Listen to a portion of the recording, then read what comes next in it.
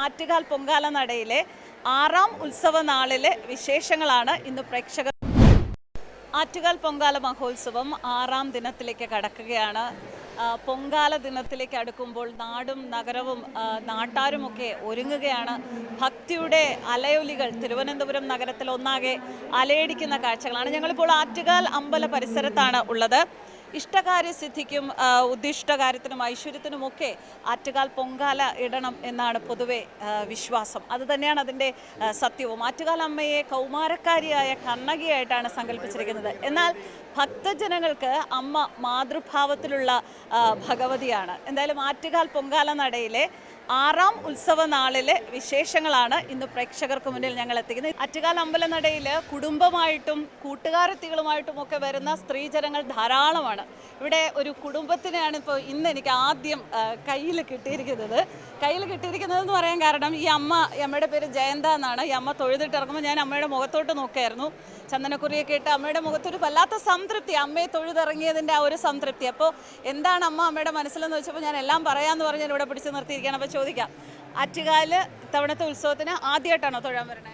തന്നെ നന്നായി തൊഴുതോ? നല്ല വൃത്തിയായിട്ട് തൊഴുത്. എന്താണ് അമ്മയോട് പറഞ്ഞത്? അമ്മയോട് പറഞ്ഞത് ശരീരസുഖം തന്നെ, കാല് വേദനയൊക്കെ കുറയണം, എൻ്റെ പിള്ളേർക്ക് ശരീരസുഖം കൊടുക്കണം, എൻ്റെ മോന് വീടൊക്കെ പെട്ടെന്ന് പാലി വെച്ച് താമസിക്കണം എന്നൊക്കെയാണ് ഞാൻ. ആവശ്യങ്ങൾ ഒരുപാടാണല്ലേ? എൻ്റെ മക്കളെ കാര്യം ഞാൻ പ്രാർത്ഥിക്കുള്ളൂ. എത്ര മക്കളാ അമ്മയ്ക്ക്? എനിക്ക് 3 പേര്, 2 പെണ്ണും 1 ആണും. ആണിൻ്റെ ഭാര്യയാണ് ഇത്.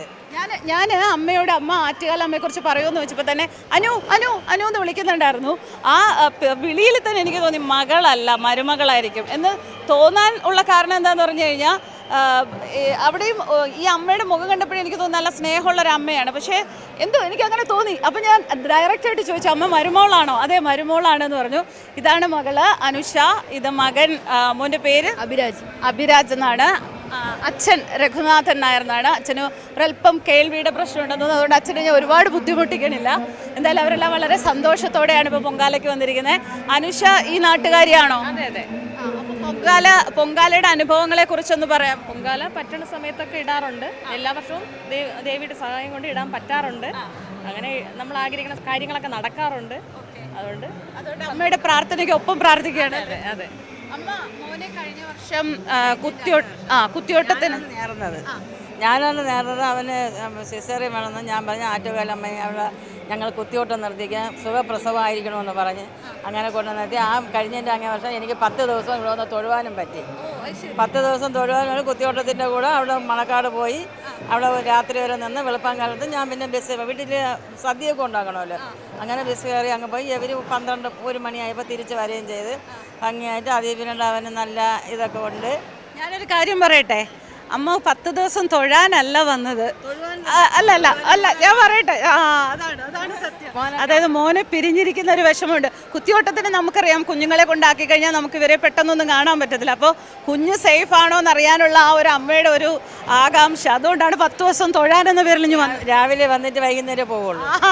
അല്ലാതെ വൈകിട്ട് വന്നിട്ടല്ല, രാവിലെ വന്നിട്ട് വൈകുന്നേരം പോവുള്ളൂ. അത് ഓരോ അമ്മയുടെ അടുത്ത് തന്നെ ഞങ്ങൾ ഇരിക്കും. ഈ അമ്മൂമ്മയുടെ സ്നേഹം എങ്ങനെയുണ്ട്? നല്ല സ്നേഹമാണ്. എല്ലാം ഞാൻ പറയണെല്ലാം വാങ്ങിച്ചു തരും. അമ്മൂമ്മ ഒരുപാട് ഇഷ്ടമാണോ?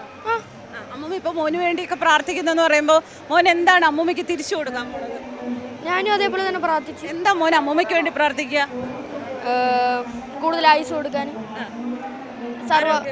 സന്തോഷനും എല്ലാം കൊടുക്കാൻ. മോൻ അമ്മൂമ്മയായിട്ട് വഴക്കൂടാറുണ്ടോ? ചെറിയ പടക്കങ്ങളൊക്കെ ചെറുതായിട്ട് പെട്ടെന്ന് മാറുമോ?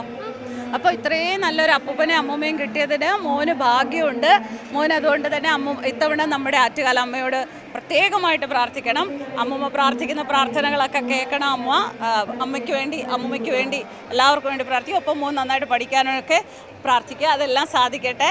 എന്തായാലും അമ്മയുടെ അനുഭവങ്ങൾ ഷെയർ ചെയ്തതിന് വളരെ സന്തോഷം.